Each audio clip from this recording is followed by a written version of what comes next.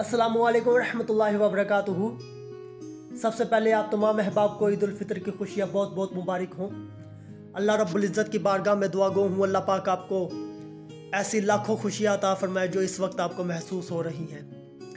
ईद चूँकि एहसास का नाम होता है, इसार का नाम होता है, इसलिए आप कोशिश कीजिए कि जो गरीब लोग आज इस खुशी में शामिल नहीं हो सके उन्हें आप इस चीज़ का एहसास दिलाएं कि आप उनके साथ हैं, वो इस जहां में अकेले नहीं हैं। इसी हवाला से मैंने एक शेर लिखा है, तो आप भी समाअत फरमाइए।